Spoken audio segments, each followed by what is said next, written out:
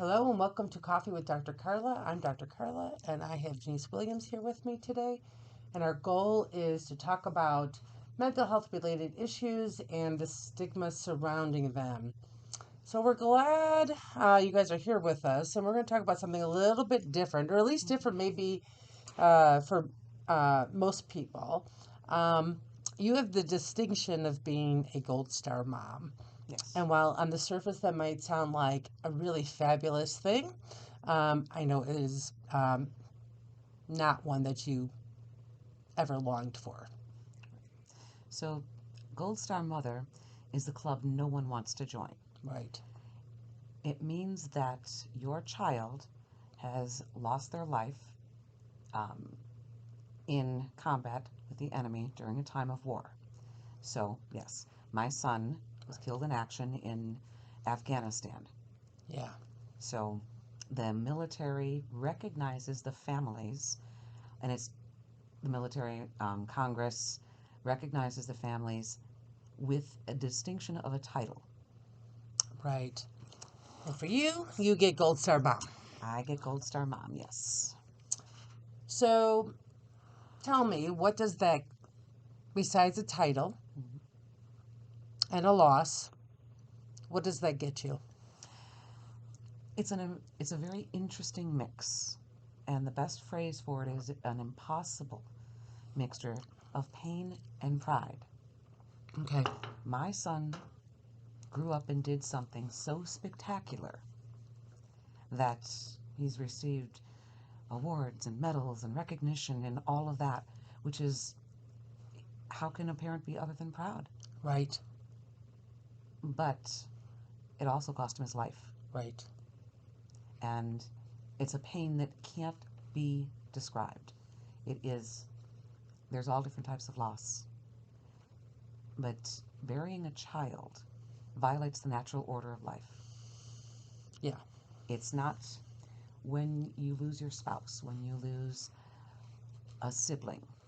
Or a parent. Or a parent. It's kind of in the realm of the expected. This is the way life goes, particularly with your parents. Right. If you lose your spouse, no one wants to think of it that way, but it's possible to have another relationship.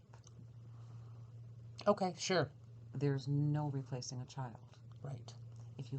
My son was my only child, so the loss is complete, including the loss of the name mom.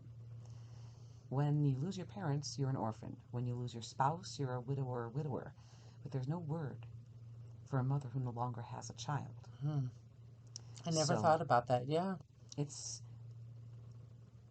heavy.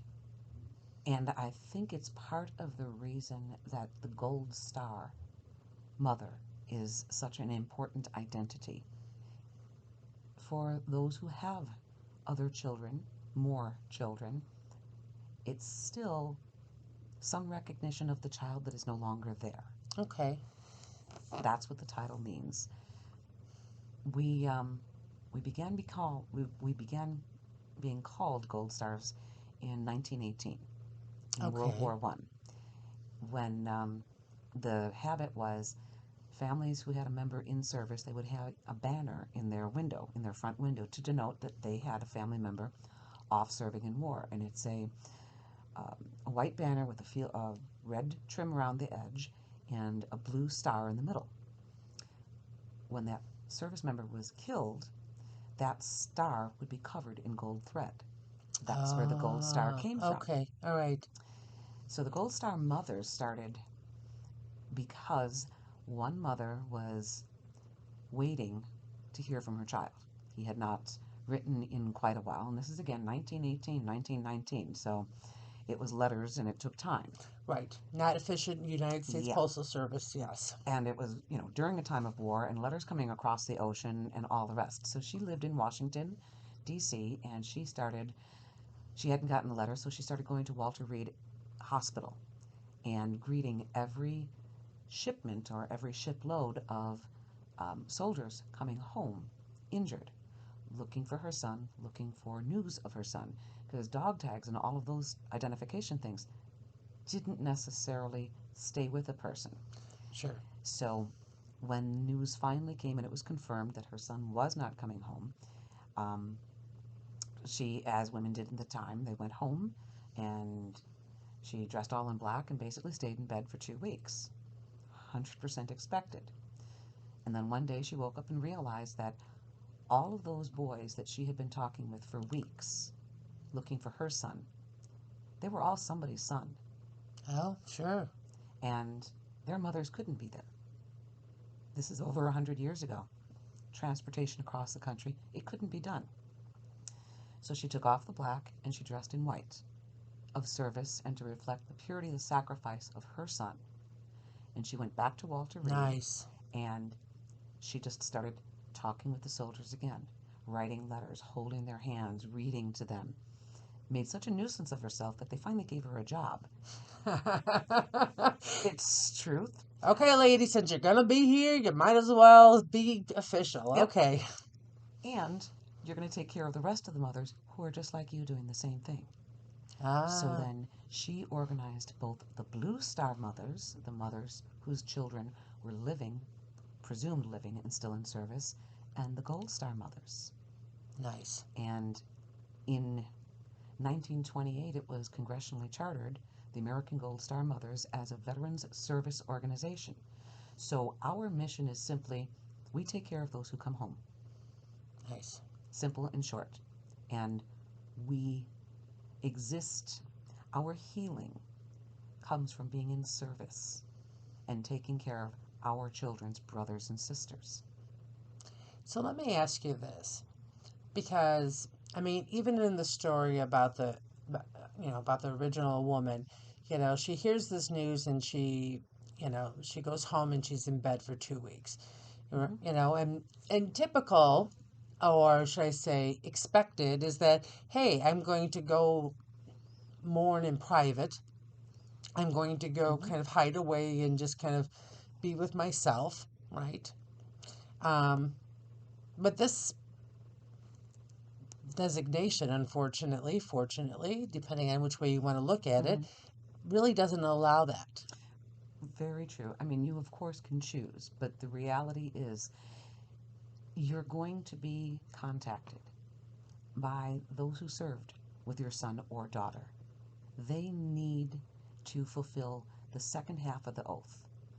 The private oath. Everybody knows the public oath that, raise their hand and I'm going to protect and defend the Constitution. The private oath is the conversation that they have with each other. Hey man, anything happens to me, take care of my family. Ah, okay. So they need to reach out to us because that's a promise that they've made to each other. And we reach out to them because we're fulfilling our child's half of that promise to them. So it's very healing for both sides, and it's very helpful for both sides. It can be hard, it can be draining. There can be times, particularly early on, where you want to hide away because you feel like you're in a 3-ring circus. And yeah, I can imagine. Media everywhere, and it's strange because everyone who's lost someone wants the entire world to stop for at least a moment and recognize something significant has happened. Right. We have that grace. We have that blessing. That does happen. But it's a situation where be careful what you wish for because that attention can be pretty hard to take, particularly in the beginning when you are very raw and you have no idea how you're going to navigate this new world of loss, this new world of grief. And on top of that, this new world of the military and veteran community and the Gold Star community that you probably didn't know existed. Yeah, it's a bittersweet place to be, right? But if I'm hearing you correctly, there's there is joy as well in there. So I'm wondering, what do you think is or is there something that you thought was the most joyous, or something that brought you the most joy out of being a Gold Star mom? There's nothing that is just simple, unadulterated joy. everything is a mixed bag of emotions. So I have friends now that I've known just in the past 10, going on 11 years, that are closer to me than any human I've ever known prior. The bond that we share is indescribable, and I will know these people till the day I die. Sure. And that's joyful, absolutely joyful, except for the reason that we know each other. Right. So this is what I mean. There's nothing that is simple and unadulterated. The fact of that is joyful as well, because it's peaceful and it's comforting. Everything in life has a up and a down. Everything has an equal and an opposite. Right. When we are living with both sides all of the time, that balance, it's in front of your face whether you want it or not, can be very helpful and very healing, and it can grant you a lot of peace. Well, they're a group of women who know exactly what you're going through. So Exactly. I've lost people, but I can't even begin to imagine the kind of loss you've had. We don't have a shared experience, right? But you don't have to have that complete shared experience. What you have to have is just simple empathy and openness to empathy. For sure, yeah. But those Gold Star moms have that little extra oomph. Because of the public position that we often have, public, whether it's in the civilian community, but particularly in the military and the veteran community, because of that public position, it's something that we learn. We're almost forced to learn it. And I say that with a smile because, again, it's bittersweet and it's melancholy, but there's actual joy in it too. So I'm going to throw this out there because I know this is something you've been working on. I know that we're going to have a special celebration pretty soon for your son. Yes. So you want to share, real briefly, what's coming up soon? Yes. So the legislature has recently passed, in the past 5 years, a new way, a simplified way of having a road or a highway named for a fallen soldier. And the road that runs through Route 59 from Caton Farm Road on the south to 126, it's a 5-mile stretch, is going to be named PFC Andrew Murray Memorial Highway for my son. And that's coming up on October 24th, the official sign unveiling and all of that. And it's been quite a few years that it's been coming, and I've known about it, but now that it's actually coming, it is the perfect example of that bittersweet combination of joy and sadness. Yeah. There's a road named for my son because he's not here. Right. Exactly.